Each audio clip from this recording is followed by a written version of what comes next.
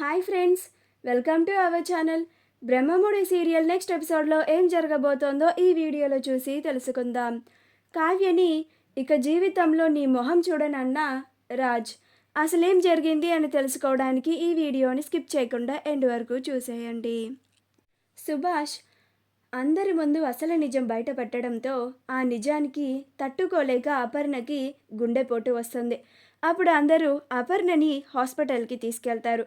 అక్కడ డాక్టర్ గారు అపర్ణకి ట్రీట్మెంట్ చేసి కాసేపు ఆగిన తర్వాత డాక్టర్ గారు బయటికి వస్తారు.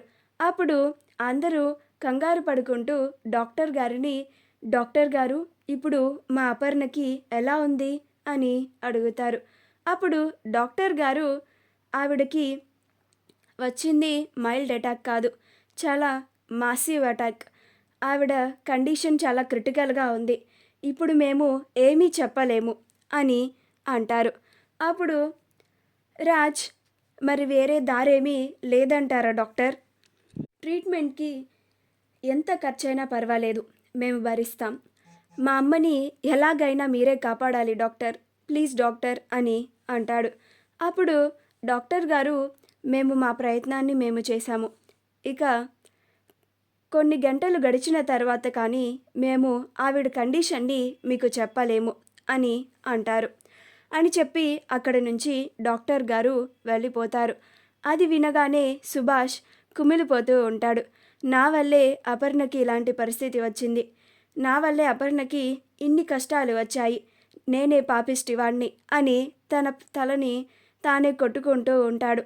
అది చూసి రాజ్ బాధపడుతూ, డాడ్ ప్లీజ్ డాడ్, మీరు ఇంకా ఇలాగా బాధపడుతూ ఉంటే నేను చూడలేకపోతున్నాను అని రాజ్ కూడా బాధపడుతూ ఉంటాడు.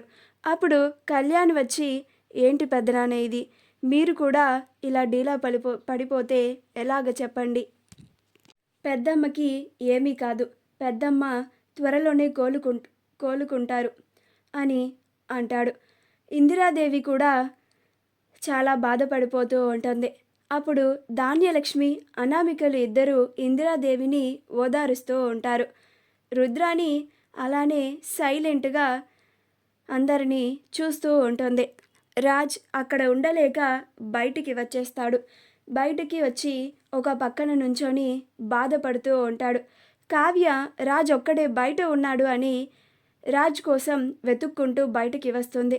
వచ్చి కావ్య రాజ్ని, మీరేం బాధపడకండి, అత్తయ్య గారికి ఏమీ కాదు, ఆవిడ త్వరలోనే కోలుకుంటారు, మీరు ఇలా బాధపడితే ఎలా చెప్పండి, మావయ్య గారికి ఎవరు ధైర్యం చెప్తారు అని అంటుంది. అప్పుడు రాజ్, ఏంటి నువ్వు నాతో అసలు మాట్లాడకు అని అంటాడు. అప్పుడు కావ్య, నేనేం చేశానండి, నాతో ఎందుకు మాట్లాడట్లేదు మీరు అని అంటుంది. అప్పుడు రాజ్, ఇదంతా నీ వల్లే జరిగింది అని కోపంగా అంటాడు. అప్పుడు కావ్య, ఎందుకండి నా పైన అంత కోపం మీకు అని అంటుంది. అప్పుడు రాజ్, మరి ఇదంతా నీ వల్ల జరగలేదా, నువ్వే ఆ దొంగమాయని ఇంట్లోకి తీసుకొచ్చావు, ముందు వెనక చూసుకోకుండా నేనేదో చేసేస్తాను అన్నట్లుగా వెళ్ళిపోయి ఎవరో ఒక అమ్మాయిని మాయ అనుకొని ఆ అమ్మాయినే ఇంటికి తీసుకొని వచ్చావు. ఇప్పుడు ఆ వచ్చిన అమ్మాయి మనకి ఎన్ని కష్టాలు పెట్టిందో మనందరం చూసాము.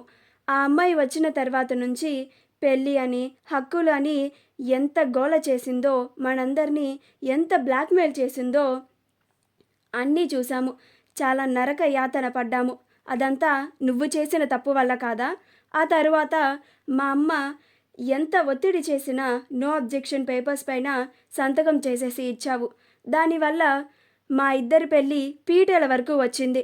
ఈలోగా ఏదో ఒకటి చేసి పెళ్ళిని ఆపుతానన్నావు. పోనీ అదన్నా చేసావా? అది చేయలేదు. నువ్వలా చేయడం అలా నిజం నిరూపించకపోవడం వల్లే మా నాన్న నిజం బయట పెట్టాల్సి వచ్చింది. లేకపోయి ఉంటే మా డాడీ నోరు కూడా విప్పేవారు కాదు. ఆయన నువ్వు చేసిన తప్పు వల్లే నిజం బయట పెట్టాల్సి వచ్చింది. మా డాడీ నిజం బయట పెట్టడం వల్లే మా అమ్మకి ఈరోజు గుండెపోటు వచ్చింది. ఇవాళ అందరం ఇలా బాధపడుతూ ఉన్నాం. ఇదంతా జరగడానికి కారణం నువ్వే. మా అమ్మకి ఏమైనా జరగాలి, ఇంకా ఈ జీవితంలో నేను నీ మొహాన్ని చూడను అని కోపంగా కావ్యని అనేసి రాజ్ అక్కడ నుంచి వెళ్ళిపోతాడు. అప్పుడు కావ్య రాజ్ అన్న మాటలకి బాధపడుతూ అక్కడే కూర్చొని ఏడుస్తూ ఉంటుంది. ఏంటిది దేవుడా, నాకు ఇంకా ఎన్ని పరీక్షలు పెడుతున్నావు నాకు అని బాధపడుతూ ఉంటుంది. తన అత్తయ్య గారు త్వరగా కోలుకోవాలని ఆ దేవుణ్ణి ప్రార్థిస్తూ ఉంటుంది. తన భర్త మళ్ళీ మామూలుగా ఉండేలాగా కోరుకుంటూ ఉంటుంది. ఈలోగా బయటకు స్వప్న వస్తుంది. కావ్య అలా బోరు బోరున ఏడవడం చూసి పరిగెత్తుకుంటా స్వప్న కావ్య దగ్గరికి వచ్చి, ఏంటే కావ్య ఇది, నాకొక్క మాట కూడా చెప్పనే లేదు అని అంటుంది. కావ్య ఎలాంటి సమాధానం చెప్పే పరిస్థితుల్లో లేదు. తను బోరు బోరున ఏడుస్తూనే ఉంటుంది. స్వప్న, బాధపడకు కావ్య, మీ అత్తయ్య గారికి ఏమీ కాదు అని కావ్యని ఓదారుస్తూ ఉంటుంది. కావ్య స్వప్నని వాటేసుకొని అక్క అని ఏడుస్తూ ఉంటుంది. అప్పుడు స్వప్న కావ్య అంతలా ఏడవడం చూసి, ఏంటే కావ్య, ఏమైంది నీకు, ఎందుకు ఇంతలాగా ఏడుస్తున్నావు అని అంటుంది. ఏదో జీవితంలో ఏదో పెద్దది కోల్పోయినంతలా ఏడుస్తున్నావు, ఏమైందే నీకు, మీ అత్తయ్య గారికి ఏమీ కాదని చెప్తున్నాను కదా, అయినా నిన్ను ఆవిడ ఏ రోజైనా ఒక కోడలిలాగా చూసిందా, నువ్వెందుకే ఆవిడ మీద ఇంత ప్రేమ పెట్టుకున్నావు పిచ్చిదానా అని అంటుంది. ఆవిడకి ఏమీ కాదు, మునుపటిలాగా ఆరోగ్యంగా మన కళ్ళ ముందే తిరుగుతారు చూడు, ఆవిడని ఏం చేసైనా సరే వాళ్ళ కొడుకు రాజ్ కాపాడుకుంటాడు, నువ్వు ఇంతలాగా బాధపడకు కావ్య, నువ్వు ఇలా ఏడుస్తూ ఉంటే నేను చూడలేకపోతున్నాను అని అంటుంది. అప్పుడు కావ్య, నాకే ఎందుకక్క ఆ దేవుడు ఇన్ని పరీక్షలు పెడుతున్నాడు అని ఏడుస్తూ ఉంటుంది. అప్పుడు స్వప్న, ఎప్పుడు అంతేనే, అన్నీ మంచి వాళ్ళకే ఆ దేవుడు ఇన్ని పరీక్షలు పెడుతూ ఉంటాడు అని అంటుంది.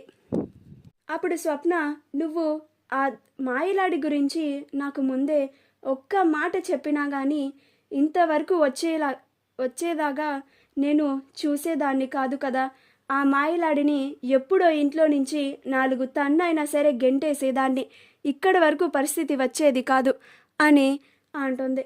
మా వీడియో కనుక మీకు నచ్చినట్లయితే లైక్ చేయండి, షేర్ చేయండి, మా ఛానల్ని సబ్స్క్రైబ్ చేసుకోండి, పక్కనే ఉన్న బెల్ ఐకాన్ని క్లిక్ చేయడం మాత్రం మర్చిపోకండి.